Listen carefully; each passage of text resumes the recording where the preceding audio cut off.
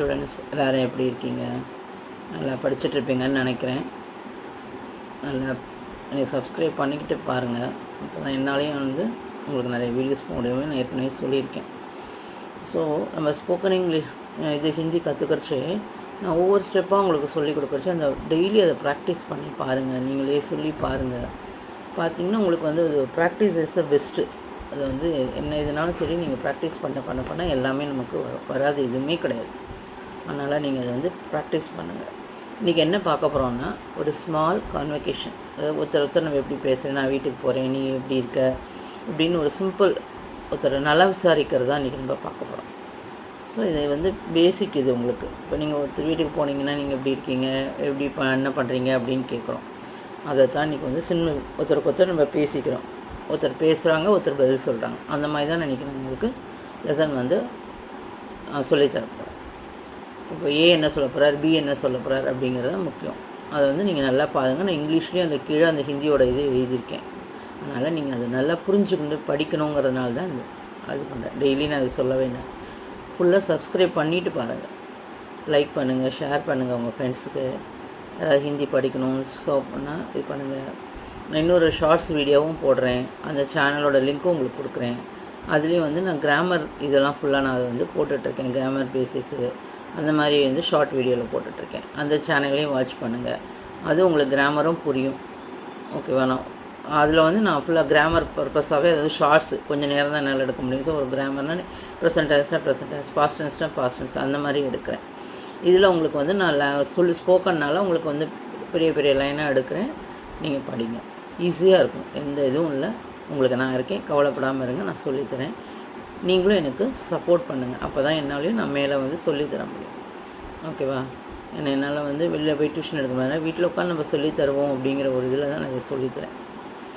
அதனால் ரிசர்ச் பண்ணி எல்லாம் பண்ணி சொல்லிக் கொடுக்குறேன். அதனால் நீங்கள் இது பண்ணுங்கள். இதை லைக் பண்ணுங்கள், ஷேர் பண்ணுங்கள், சப்ஸ்கிரைப் பண்ணுங்கள். இதை உங்களுக்கு குழந்தைகளுக்கும் நீங்கள் சொல்லிக் கொடுக்கலாம். நாளைக்கு ஸ்கூல்லாம் ஓப்பன் பண்ணியாச்சுன்னா சின்ன குழந்தைகளுக்கு பேசிக் இதெல்லாம் நீங்கள் சொல்லிக் கொடுக்கலாம். அதனால தான் நான் இதை இந்த மே மந்தில் நான் ஆரம்பித்தேன். ஓகே, நீங்களும் படிக்கணும். உங்கள் குழந்தைகளும் எல்லாேருக்கும் நீங்கள் சொல்லிக் கொடுத்து அவங்களையும் படிக்க வைக்கணும். நான் வாங்க கிளாஸ்க்குள்ளே போகலாம். Welcome to Usha spoken Hindi class. எல்லோரும் நல்லா படிச்சுட்ருப்பீங்கன்னு நினைக்கிறேன். இன்றைக்கி என்ன பார்க்க போகிறோன்னா ஸ்மால் ஒரு கான்வர்சேஷன் எப்படி பண்ணுறது, ஒருத்தர் சொன்னால் அதுக்கு நம்ம எப்படி ஆன்சர் பண்ணுறது அப்படிங்கிறத பார்க்க போகிறோம். ஃபஸ்ட்டு ஏன்ற ஒருத்தர் என்ன பண்ணுறாங்கன்னா ஆப் கைசேகோ, நீங்கள் எப்படி இருக்கீங்க அப்படின்னு கேட்குறாங்க. இப்போ நான் ஒருத்தரை பேசுகிறேன். ஃபஸ்ட்டு பார்த்தோன்னே அவர் என்ன சொல்வேன், நான் நீங்கள் முதல்ல எப்படி இருக்கீங்கன்னு தானே கேட்போம். அதுதான் ஆப் கைசேகோ, ஹவ் ஆர் யூ. செகண்ட் இன்னும் அதுக்கு என்ன நம்ம பதில் சொல்லுவோம்.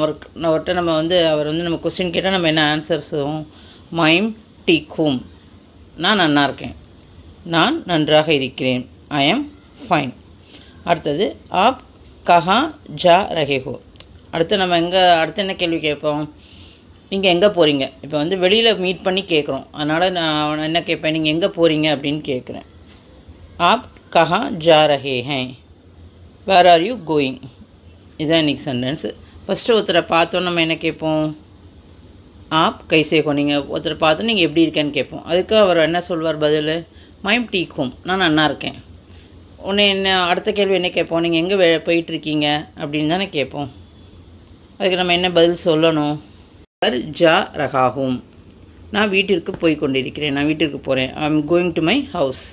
இதுதான் ஒரு கான்வர்சேஷன். இப்போ வெளியில் யாராவது ஒருத்தரை நம்ம பார்க்குறோம். பார்த்தா நம்ம இப்படி தான் கொஸ்டின் கேட்கணும் ஹிந்தியில். ஓகே, இப்போ என்னது ஃபஸ்ட்டு அவன் எங்கே போகிறீங்கன்னு நீங்கள் ஃபஸ்ட்டு கேட்டாலும் இப்போ நம்ம அதுக்கு என்ன பதில் சொன்னோம், mime Ghar Jha ரஹாஹூம், I am going to my house, நான் என்னோடய வீட்டிற்கு போகிறேன். இன்னொரு தரம் பார்ப்போமா. என்ன சொல்வார், மைம் கர் ஜா ரஹாஹூம், நான் வீட்டுக்கு போயிட்டுருக்கேன். நடு வழியாக சந்தித்து பேசுகிறாங்க, அதனால் நான் வீட்டுக்கு போயிட்டுருக்கேன் அப்படின்னு சொல்கிறார்.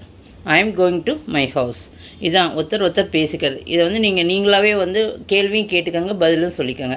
இப்போ நான் இப்படி உங்கள்கிட்ட நான் உங்களுக்கு கேள்வியும் கேட்டு பதிலும் நான் சொல்கிறேனோ அதே மாதிரி நீங்கள் இதை சொல்லி ரிப்பீட் பண்ணி பார்த்துட்டே இருந்தீங்கன்னா உங்களுக்கு வரும். இந்த வீடியோவை ஃபுல்லாக பாருங்கள். இன்னும் மேலே உங்களுக்கு வீடியோ வேணும்னா லைக் பண்ணுங்கள், ஷேர் பண்ணுங்கள், சப்ஸ்கிரைப் பண்ணுங்கள். சப்ஸ்கிரைப் பண்ணிவிட்டு பார்த்தீங்கன்னா எனக்கு ஒரு ஊக்குவிப்பாக இருக்கும், ஒரு மோட்டிவேஷனாக இருக்கும். அதுக்காக நான் சொல்கிறேனே தவிர எனக்கு இதனால் வேறு எந்த இது இல்லை. உங்களுக்கு கல்வி கற்றுக் கொடுக்கணும், அதுதான் என்னுடைய நோக்கம். இதில் பெரிய சப்ஸ்கிரைப்ஸரோ வியூஸோ எதுவுமே எனக்கு வரப்போகிறதில்ல. நீங்கள் படிக்கணும், எனக்கு அதுதான்.